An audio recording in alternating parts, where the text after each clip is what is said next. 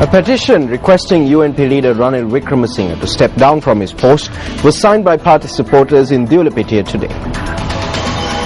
Under the auspices of the opposition leader of the Dewlapitiya Pradeshia Sabha, Hasita Wijayasinghe, the group toured the Dewlapitiya town and sought the people's views on the future of the UNP.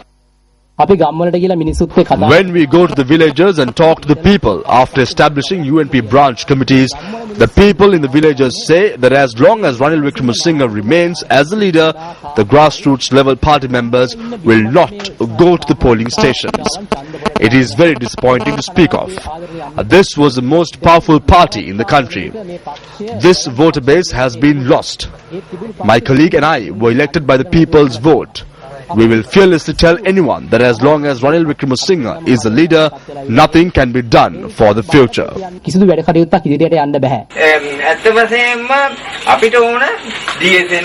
In truth, we want leaders of the caliber of D.S. Ranayake, Dudley Ranayake and R. Premadasa. Ranil Wickremesinghe does not have the presence and the character.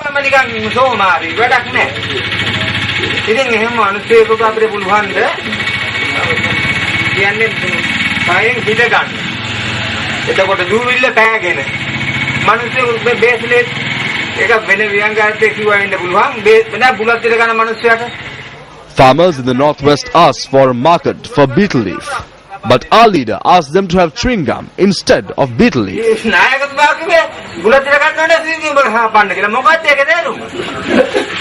Ranil Wickremesinghe must leave this party. You cannot make this party victorious. As youth, we put up posters day and night, suffered injury and assault, and were even bombed because of our work for the party. We did not fear all of that and still came forward in the hope that the youth will have a good political future.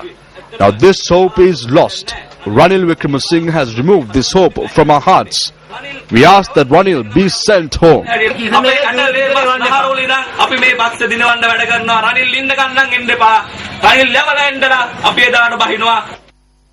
Subsequently, supporters signed a petition calling for a change in leadership.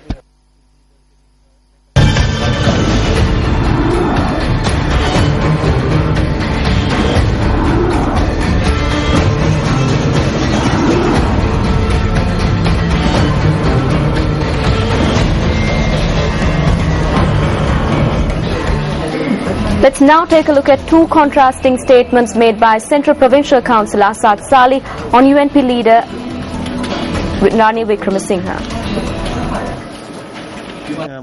I do not think that the UNP can come into power as soon as Ranil Wickremesinghe is removed. If anyone thinks that, then it is a big mistake. Someone has to work in this position and then they will understand what the situation in the country is.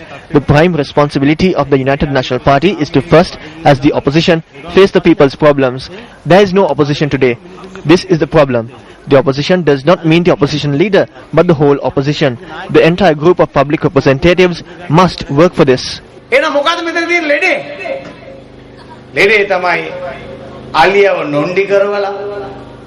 What is the problem here? The problem is that Ranil Wickremesinghe has made the elephant lame, has broken its four legs and is hanging on the tail. He says that he will not leave this party and that he and his family will remain there. This is the true story and we must understand it. Will anyone vote for someone who has been defeated 25 times? Or are you going to vote for a leader who can turn this country into the wonder of Asia?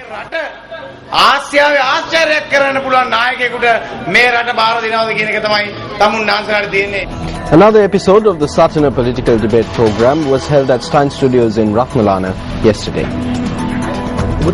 Do you believe that your program received approval at the elections? We believe that 2/3 of the people there have shown their approval for the program of the UPFA government as a whole.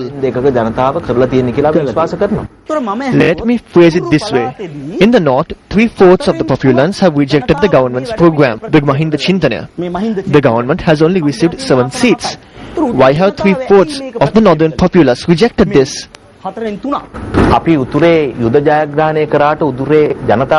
We are of the opinion that although we won the war in the north, we have not won over the people of the north.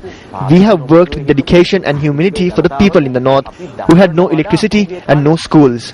In fact, we worked more for them than people in the south.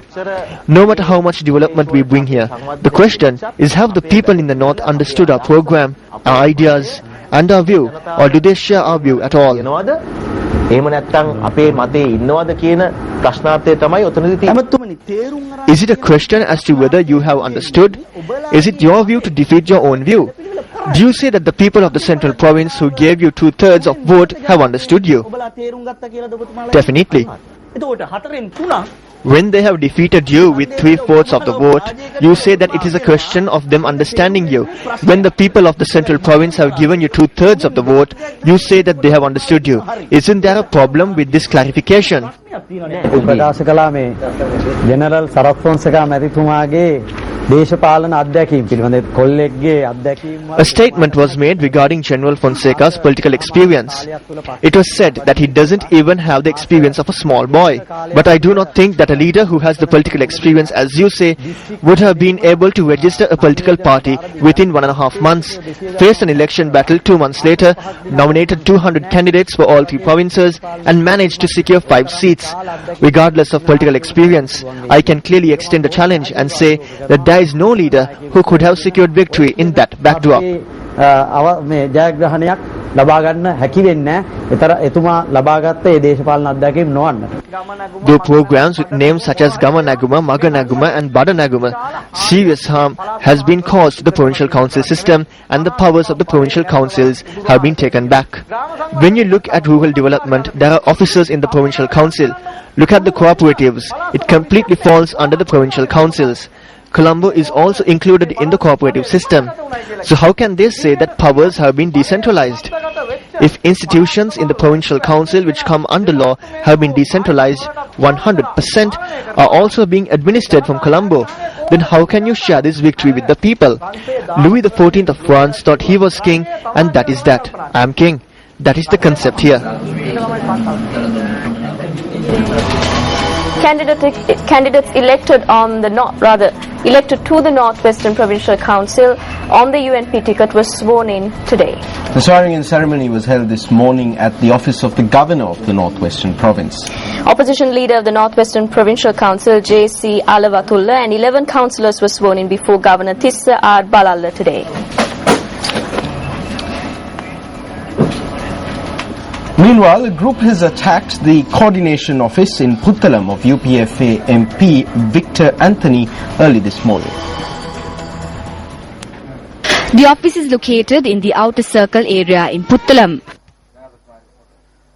Bike තුනක් කඩාගෙන ගියා.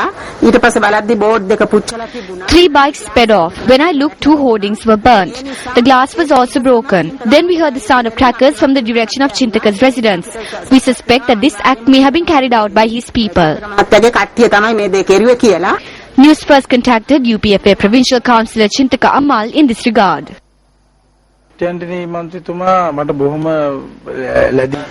Vic Anthony is very close to me. He helped me during the polls. If there was any election office in Puttalam, it should be his or someone else's. I have not seen other people's party officers here. When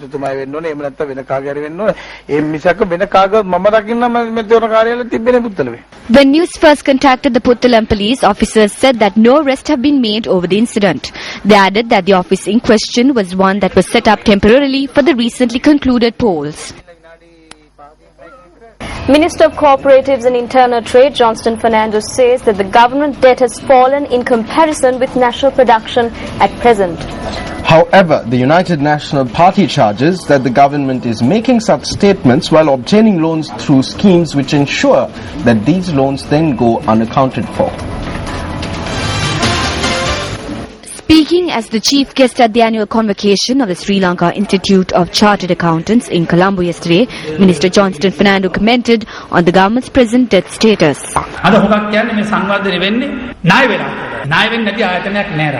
A lot of people say today that development is coming at the cost of being indebted. There is no institution in the country that does not become indebted. When a loan is obtained and a new enterprise established, this creates employment opportunities. It is a great strength to the economy. If this does not take place, the country will never move forward. Like private institutions, the government should obtain loans which it can repay. Some people say that excessive loans have been obtained when President Mahinda Rajapaksa took over the government, we were in debt 110 rupees for every 100 rupees earned. But now, with so many loans obtained, we are in debt only 8 rupees for every 100 rupees earned. Meanwhile, at a media briefing convened in Colombo today, UMP parliamentarian Ravi Karunanayake too commented on the government's present debt status. The government is caught up in a financial cash trap. They are unable to take loans from the international community. As a result, they have got off-balance sheet items being taken where the government-owned companies are taking loans for and on behalf of the country. Classic case is NSP. They take it at 9.25%. Have exchange risk of 8.75%, you have 18% cost, and they lend it through the NSB to the government through treasury bills at 11%. What is this absurdity? The Commonwealth Rally, organised ahead of the Commonwealth Heads of Government meeting, which is scheduled to take place next month, recommenced its journey from Vaunia today and reached Trincomalee. That's right, Stephanie. Now, the Commonwealth Rally is a joint initiative of MTV and NBC networks together with Sri Lanka Youth and the Ministry of Mass Media and Information.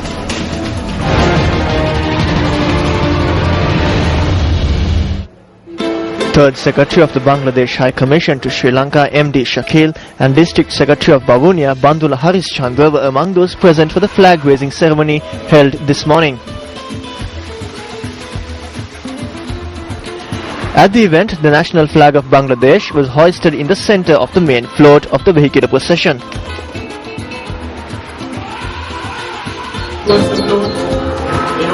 The national flag of Bangladesh was presented by the District Secretary of Bavunia and was hoisted by the Bangladeshi diplomat.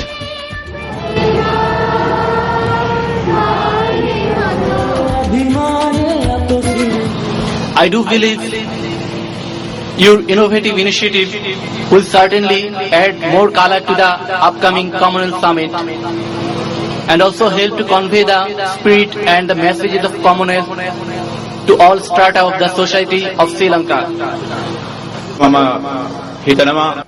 I believe that this is a great opportunity for the Sinhalese, Tamils and Muslims in this district. I believe that this will also be a great and important experience for the youth who will take over the country in the future.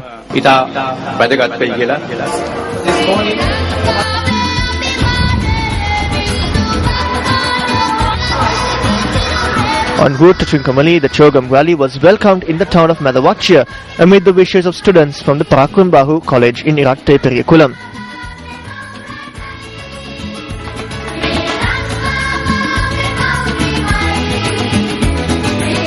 The Bangladesh national flag was lowered and the national flag of Barbados was raised in the main float at the ceremony held opposite the Maithripala Senanayake Central College in Madhavachia.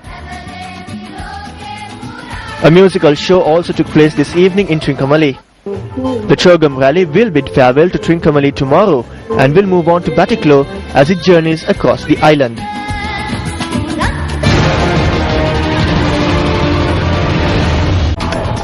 News First You reporter Chandana Kurupwarachi from Badula filed this report today. The final rites of Somawati, a woman who passed away while working as a domestic aide in Saudi Arabia for about 2.5 months, were performed today. The family had to face many hardships in having her remains returned home. She had travelled abroad to work in order to support her blind daughter and her husband who is paralysed. On to some sports news now. World champions Australia defeated India in today's encounter of the Indo-Cricket League played at the Thalawathugoda Indo-Cricket Complex. That's right, now Australia defeated India by 109 runs in the first game played today. Meanwhile, the Australia women's team defeated the Sri Lanka Cricket women's development team today. Australia currently lead the points table after securing wins in all 3 games and will play Sri Lanka, currently second in the points table, today.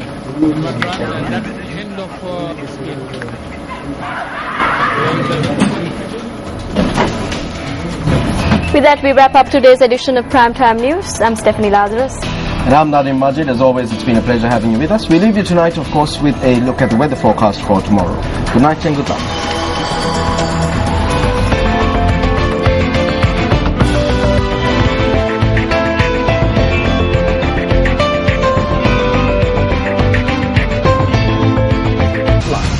114-896-896. www.newsfirst.lk.